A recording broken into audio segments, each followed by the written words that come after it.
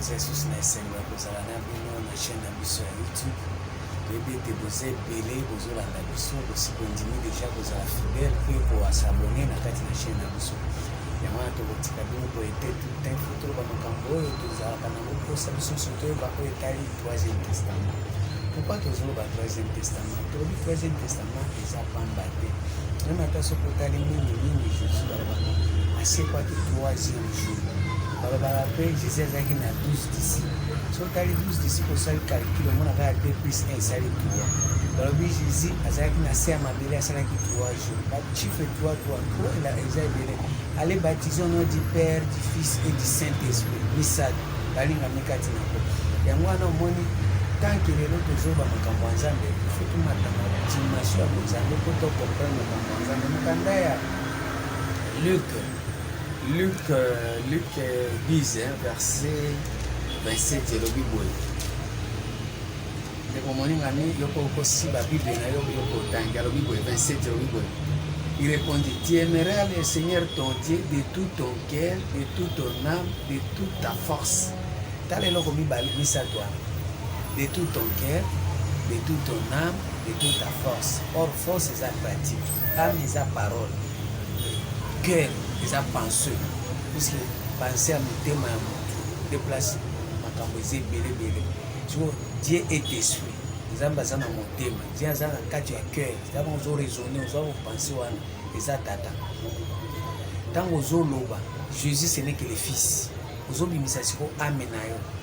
Ntango ozoloba, il faut penser na yo na maloba ozoloba ezalaka moko. Yango moni Jésus abetaka te, moi et le Père nous sommes un. C'est-à-dire quoi? Ozopenser na ozoloba ezala dete. Ezalaka moko. Ba acte nyonso ozoposer de force na yo siko place efandi. Balingami yango omoni na kati ya biloko misato wana ezopesa biso chiffre 3 esprit, âme et corps pratique. So lelo tozobeta bino lisolo ya 3e testament eza esprit, âme et corps ya motu ifo ezalaka moko. Bozali na 1er testament oyo ezalaka eloko moko tanto ezalaka corps ya pamba esprit eza te, âme eza te. 1er testament. 2e testament tanto eza âme ya pamba esprit eza te, corps eza te. Ezaka âme ya pamba. Ça veut dire moto akoloba ba français kitoko alobi bien mais pratique ya kopola, pensée ya kopola. Mais lelo tozomona na 3e testament pour faire asseoir na esprit, na âme, na corps nyonso ezalaka bo moko. Yango moni litomba ya 3e testament balingami kati na nkolo makambo ya motu ya boye koboya yango mpona nini, koandiksi motema mpona nini, kozala egare mpona nini. Nzela nde yango oyo chemin oyo eza na Bible. Nkanda Esaïe 35 verset 8 Zambe sunga Esaïe 35 verset 8 elobi boye. Il y aura là un chemin effrayé, une route qu'on appelle la voie sainte. Oyo nzela moko santo. Soko salini ndenge wana eza la voie sainte. Nul impire n'y passera. Babiloko ya mbindo ekoleka na makambo wana te. Ntango ozosala eloko wana makambo ya mbindo ekoleka kuna te. Elle sera pour elle seule. Ezalaka nzela kaka oyo soki tosali makambo ezalaka nzela ndenge tozoloba, ndenge tozokanisa na ndenge topratike ezalaka ndenge moko. Ceux qui la suivront, même les insensés, ne pourront s'égarer. Même moto aza mayele te aza bwanya te. Soki akomprendre makambo toloba ya 3e testament akobunga te comment parce que pensée na ye, âme na ye, na pratique na ye ezalaka moko. Soki mpe aza moto oyo aza ya Nzambe, Nzambe akokotisa ye na kati ya nzela wana tokotambwisa molimo na bino obanda kokanisa lolenge ozoloba mpe olingi ozopratike molingami kati na mokolo. Siko mateya ya boye bofuta minerval te, bofuta billet te, ezokomela bino na YouTube. Muke bosomika ba mega tanto boza na internet ya ofele mpona nini omettre en pratique te kombo na yo ekomama na buku ya bomoi. Philippiens 4 verset 3. Oh Jésus. Et toi aussi fidèle collègue qui j'étais pris de les aider, elles qui ont combattu pour l'évangile avec moi, avec Clément et les autres compagnons d'œuvre dont les noms sont dans les livres de vie. Omoni liloba oyo soko tambwe na nzela wana na yo kombo na ko koma na livre de vie parce que okobanda ko combattre. Tango zo combattre ozoba ke nazo bunda po ete kombo na ngai eza na kati ya buku ya bomo. Nazo zongela ngo. Et toi donc fidèle collègue, tout d'abord ozala fidèle na nzela wana kotambola na nzela ya mbilinga mbilinga te. Nzela mbilinga mbilinga c'est-à-dire quoi? Oloba makambo susu, okanisa makambo susu, ozosala makambo susu. Osa mbilinga mbilinga. Et toi aussi fidèle collègue, oui, je t'en prie de les aider, elles qui ont combattu pour l'évangile avec moi, avec Clément et les autres compagnons d'œuvre dont les noms sont dans les livres de vie. Moni ezana ngonga oyo makambo tozoloba esengeli to bunda kobunda elingi koloba nini kolinga kosala makambo oyo eza na kati ya pensée na yo oyo ozoloba na ozopratique ezala moko eza bitumba. Matthieu 23 Nzambe sunga bato bazoyoka makambo ya mbinguni. Matthieu 23 elobi boye verset 2. Faites donc observer tout ce qu'ils vous disent, mais n'agissez pas selon leur œuvre, car ils disent et ils ne le font pas. Moi ni bitumba place ça banani wana na verset 1. Alors Jésus parla en foule et à ses disciples dit: les scribes et les pharisiens sont assis dans la chair de Moïse. Faites donc observer tout ce qu'ils vous disent, mais n'agissez pas selon leur œuvre quand ils disent et ils ne le font pas. Moi, ils ont bateau balobaka na bango, mais basala gate. Okota la pratique yango te. Baza bafani na chair ya Moïse. Bafandi esika Moïse azali, bafandi la mibeko na mibeko, puisque Moïse n'a même dit la loi. Jean 1 verset 16. Bafandeli mibeko eza na bato bafandeli mibeko ya Nzambe soki atangi ka Bible alobi mais tango akosala na osala ngo te.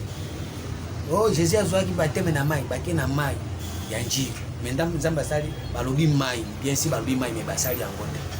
O mai njiri wana bana yebi yango te. Zomo ase momala tango ozosala makambo wana Nzambe azomona yo ke oza moto ya liboma. Bosala boro makambo bosalela te boro makambo bosalela te balingami esenga mutu makambo zoloba ifo salela ngo mais soko zoloba makambo zosala te pratique eloko mosusu penser eloko mosusu toke nano tozonga nano na Job 40 balingami kati na nkolo. Pourquoi tokoloba makambo ya Nzambe tozoloba mango na ndenge ya compliqué misato ezomona te ça veut dire bokota na 3e testament te bokoka kokokisa tous les 3 testaments mbala moko esala eloko moko bozozwa testament bozobebisa yango. 42 verset 2. Je reconnais que tu peux tout et que rien ne s'oppose à tes pensées. Je reconnais que tu peux tout. Nzambe nayebi ke na reconnaître que osala tout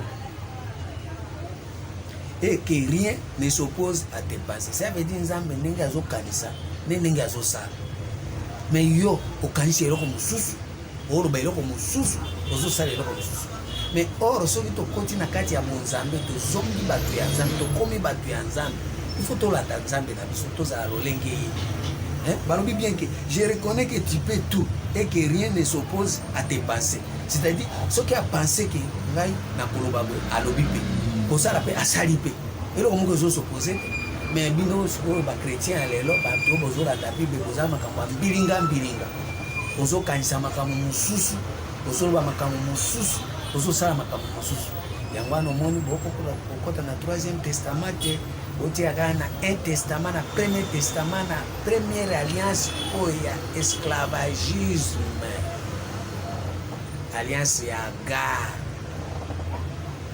oza esclave ya lokuta.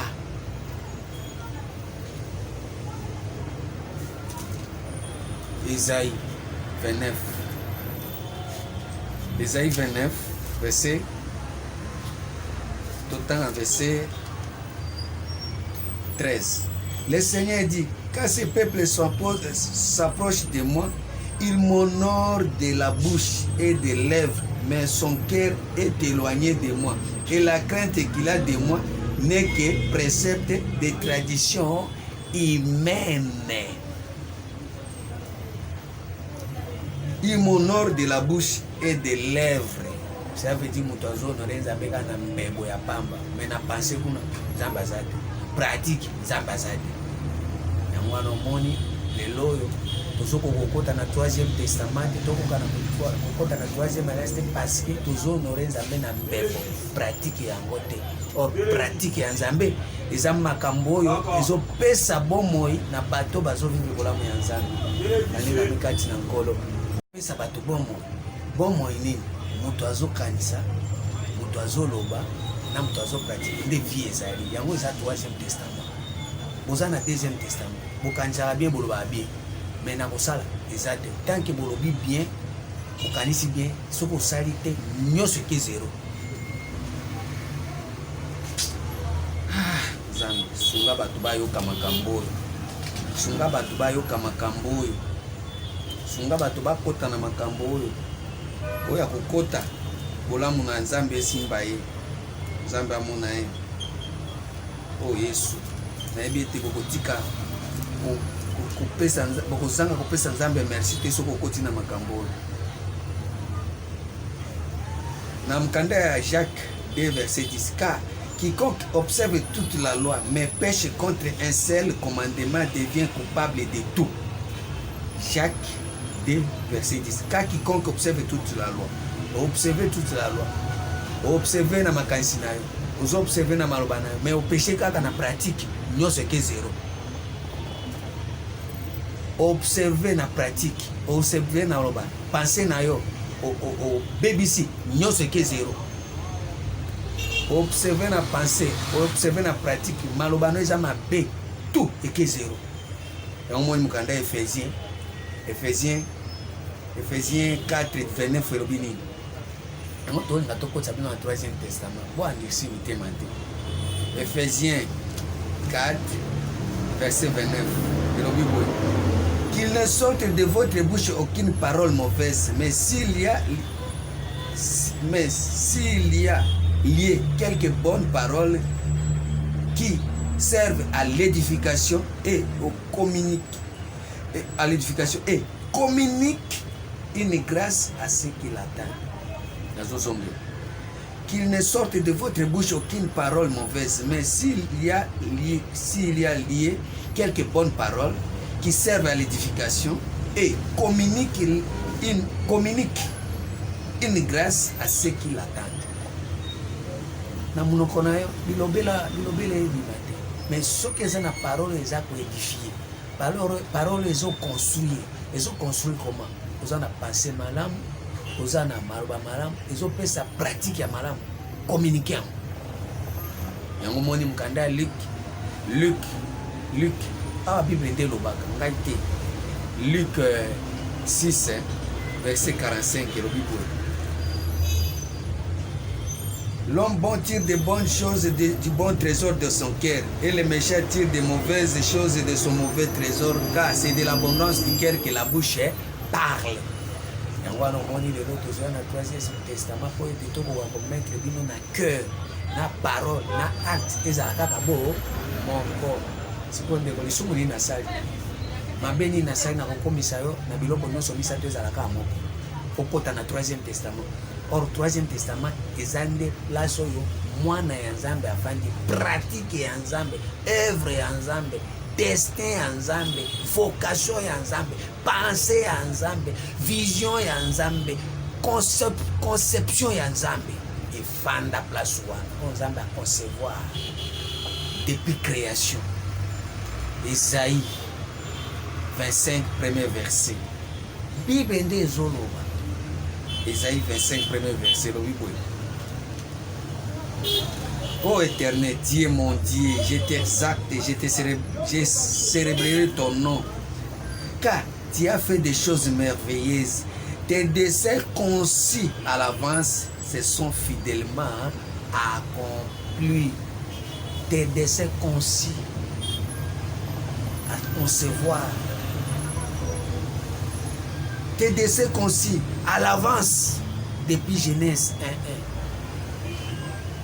Si autant au saleli, au troisième testament, et kokokisama fidèlement. Mais yo olingi makambo nzambe alobaki d'avance otiango bulu yeke obalola ngo na ndenge na yo. Acte 17 verset 27. Nzambe sunga obazolanda. Il a voulu qu'il cherche le Seigneur et qu'il s'efforçasse de le trouver en tâtonnant. Quand ça ya destin na oto ozo tantonner ko tantonner lingi ko bani ozo landela apparence loko ezali banda na o tant ozo landa biloko ezali banda na ozo tantonner. Il a voulu qu'il cherche le Seigneur et qu'il s'efforçasse de le trouver en tâtonnant, bien qu'il ne soit pas loin de chacun de nous. Et baningami nzamba za musika ya moko na moko te lukanza mena kati ya destin na yo. Premièrement, mission ya Jésus na kati ya mokili ayaki ko éclairer loko mususu te, ayaki ko éclairer destin ya moko na moko. C'est ça la mission oyo nzambe atindaki mwana na ye Jésus na mokili po ete a éclairer destin na yo, pamba te ye Jésus soki a éclairer destin na yo nde nzambe ayebi yo. Soki oyebi Jésus na biloko mosusu ya mbutu ya mbilinga ya tantonnement ya apparence ya oyo eza en dehors ya cœur na yo, ozo koadore, ozali kogumbamela diable oyo alakisaki Jésus bomengo nyonso ezali ya apparence ya mokili obitala nyonso ezali ya ngai na kopesa yo soko ofukameli ngai. Mais Jésus tellement azalaki fils de Dieu oyo ayebi destin ya nzambe, ayebi vocation ya nzambe, ayebi grandeur ya nzambe, ayebi conception ya nzambe, ayebi pensée ya nzambe. Nakofukamela yo te par rapport na grandeur ya nzambe na pensée ya nzambe à travers moi Jésus. Moi je ne peux pas t'honorer toi diable. C'est pour cela atikalaki fidèle aboyaki kotosa oyo nyonso za diable alakisaki makambo oyo balakisaki mwasi na Genèse 3 premier verset à 6 nde diable amekaki yango epai ya Jésus tellement Jésus aza mobali esimbaki te. Mais Jésus ayebi ke destin ya nzambe eleki ya diable, puisque c'est la bénédiction de l'Éternel qui enrichit, qui ne fait suivre aucun chagrin. Mais la bénédiction ya libanda ozoluka ngo na force na yo eza destin na yo te ekoenrichir yo, mais pasi eza na nsima yango wana ozomona lelo bato bazonyokwama. Moto alobi nzambe asaleli me aza moyibi, moto alobi nzambe asaleli amutema mabe, moto alobi nzambe asaleli me aza akabaka te, moto alobi nzambe asaleli me omona boye lofundu lolendo kilikili te mabe alobi ngai yo. Pourquoi? Parce que chagrin ezali, aza béni mais pasi mosusu ezali, aza lofundu aa lolendo, aza motema likundu akabaka te, mopimi kanda zuwa biloko nyonso wana aza enrichi na nzambe te. Or na kati ya destin na yo ekoenrichir yo chagrin ata moloko ozali puisque ozosala oyo nzambe atiaki na kati na yo. Soki okokaba mpona kokumuna nzambe, soki okopesa moto eloko kopesa moto mpo nzambe azwa okuma, eza teke mpo bakumisa yo po ete yo soki okoma nani. Non, eza destin na yo okosalela yango propre mpo okozala yango na fidélité na kati na te. Nazoloba te naloba te, il faut faire attention aux atteintes nzambe, car à lui nous avons la vie, les mouvements et l'être. C'est ce qu'ont dit aussi quelques-uns de vos poètes, nous sommes de sa race. Moi si on a kati ya nzambe so koti na destin na yo okomi na race ya nzambe, okomi siko kosala mouvement, okomi kobouger, c'est-à-dire baate nyonso kopose nzambe azomona yango mpo okomi na race ya bana ya nzambe bazosala badestin. Jésus nayebisaki bino Jésus ayeki koecréer destin, ayeki koecréer eloko mosusu. Jésus ayeki komema bato bakepoto te, Jésus ayeki kolakisa bato bapango te, ayeki kolakisa bato kosala te, ayeki koecréer destin. Na kotanga yango na 1 Corinthiens 4 verset 5.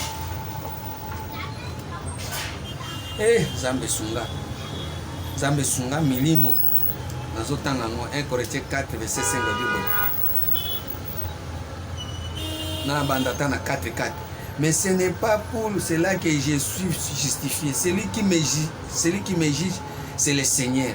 C'est pourquoi ne jugez de rien avant le temps, jusqu'à ce que vienne le Seigneur qui mettra en lumière ce qui est caché dans les ténèbres et qui manifestera les desseins de cœur. Les desseins de cœur. Qui manifeste les desseins de cœur. Jésus n'a pas manifesté. Ils ont pasteur, ils ont père spirituel, ils ont pasteur, ils ont révérend.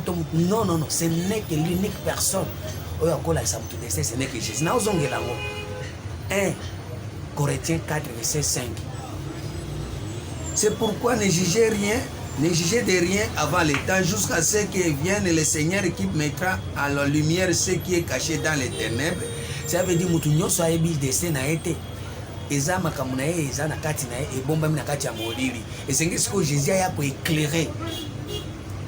Le Seigneur qui mettra à la lumière ce qui est dans les ténèbres et qui manifestera les desseins de cœur, alors que chacun recevra de Dieu la louange qui lui sera due. Yango moneti mais Paul a ebi eloko azulu bango na mkanda 1 Corinthiens 2 Corinthiens 4 Bible. Car Dieu qui a dit la lumière brille du sein du ténèbre, quelle ténèbre? Ténèbre à destin. Dieu qui a dit que la lumière brille au sein du ténèbre, quelle ténèbre? Ténèbre à destin. A fait briller la lumière dans nos cœurs pour faire resplendir la connaissance de la gloire de Dieu sur la face de Christ. Ça veut dire à travers face à Christ, nous avons un destin. Nous peut s'appeler gloire. Si vous avez Job 38 verset 2. Job 38 verset 2. Zamba sungo mutozo comprendre. Ato comprendre nzamba kusungoka.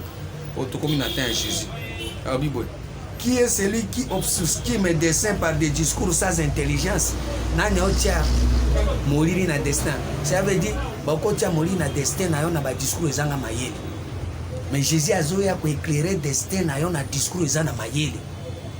Mama non bate. Papa, na robite. Onyo so no bele izole ka pamba. Ozoka ngate. Nzamba sunga yo. Pour makambo ezobima eza makambo moko bato ya kala balukango bazwa ngo te. Mais yo chance ozozwa ngo. Yango kota na troisième testament mbala moko osabone. Mukanda ya Job kaka wana 42 verset 3. Le Bible. Quel est celui qui a la folie d'obstruer mes desseins? Oui, je parle ça, les comprendre, des merveilles qui me dépassent et que je ne connais et que je ne conçois pas. Au moins, les gens bateau baza ko tia molili na ba destin ya bato. Mais Jésus yazo ya ko éclairer ba destin ya bato. Yango soko yambi Jésus mission ko nzamba atinda ki Jésus na mokili eza pona ko éclairer destin ya moto. Biloko nyoso tozo sa eza ba théâtre.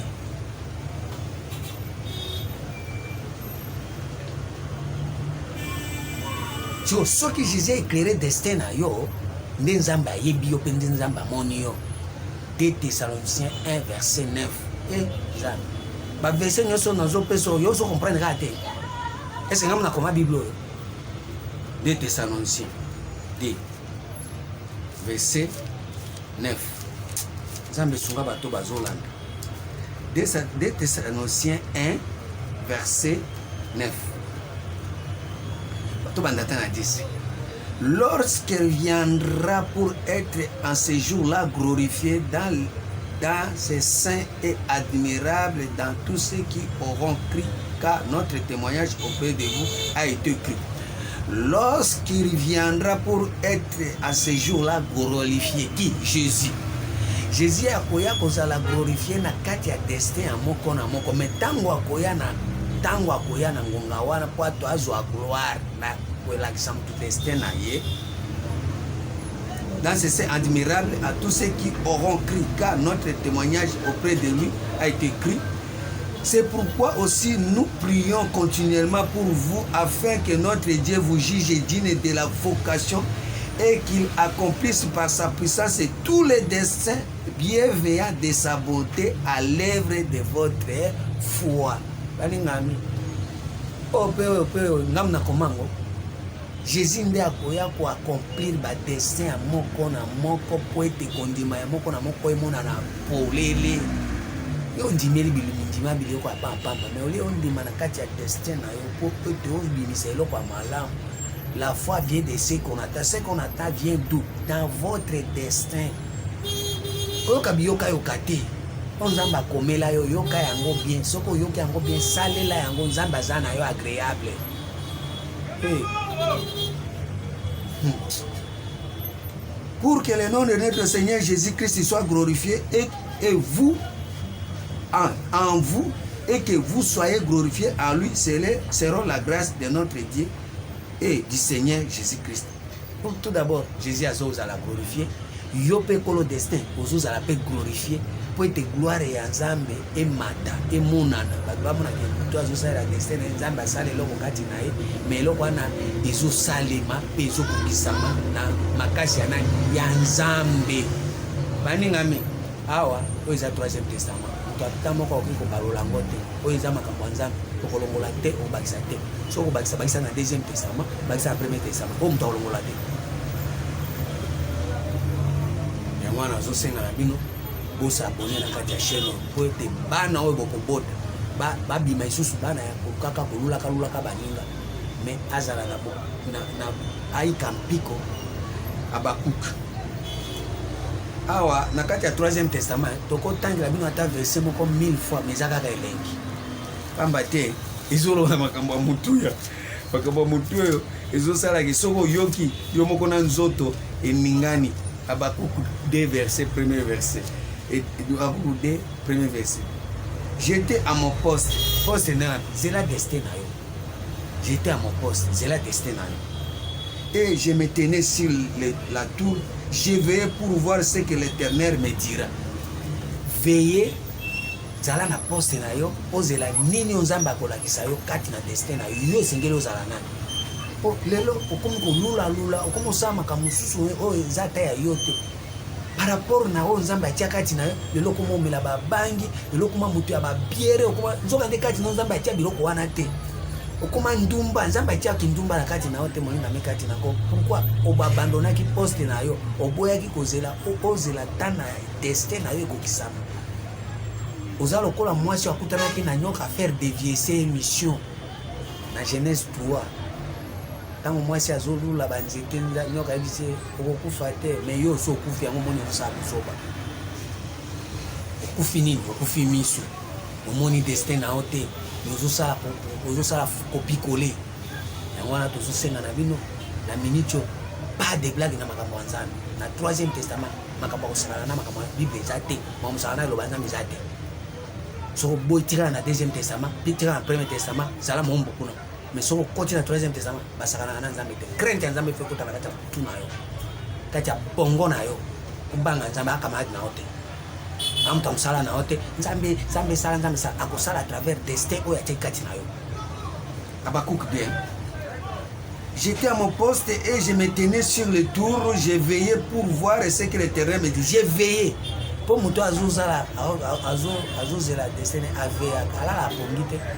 Pour pongi po luto ekota non azalaka toujours azoveye nga nayebi te ndenge nazotambola boye ndenge naobanga nzambe boye nzambe akolakisa nga bomoi na nga nini yango atia na kati na. Et ce que j'ai répliqué à ma plainte, l'Éternel m'adressera la parole et il dit, écris la prophétie, gravez-la sur les tables afin qu'on la lise couramment. Abi bo graver prophétie ni on nzamba prophétiser pona eza ba prophétie ba sango te ba pasteur te ba prophète te prophétie ya nzambe ezali tango destin na yo kokisama nde prophétie ya nzambe kokisama tant que kokisami te prophétie ya nzambe na kokisami abi écrire les graver là po ete batanga kango ba graver na mutem écrire sur les tables du cœur. Proverbe 3 verset 3 4. Car c'est une prophétie dont le temps est déjà fixé. Elle marche vers son terme. Elle ne mentira pas. Si elle tarde, attends-la, car elle s'accomplira. Elle ne s'accomplira certainement. Ça veut dire destin na yo soki kokisama.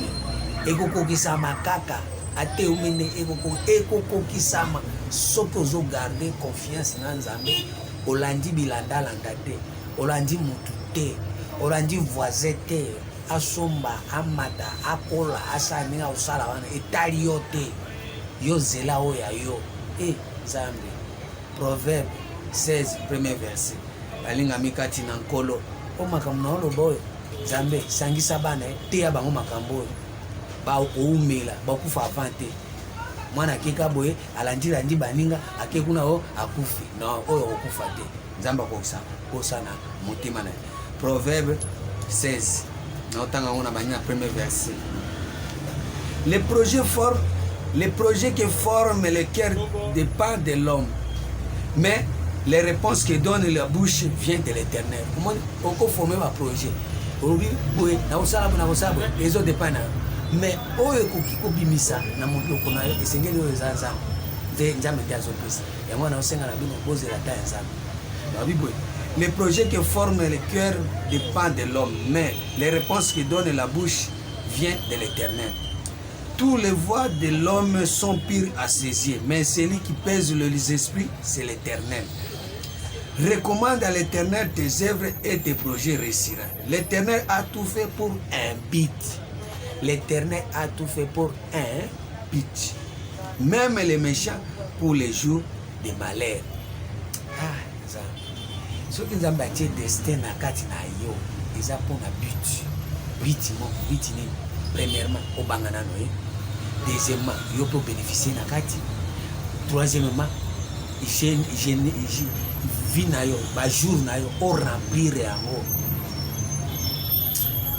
O remplir yango na matongi te, na kolulaka batu te, na kolukaka makambo te, na konviaka batu te, mais na kosala oyo Nzambe akoma po na yo. Genèse 15 verset 4.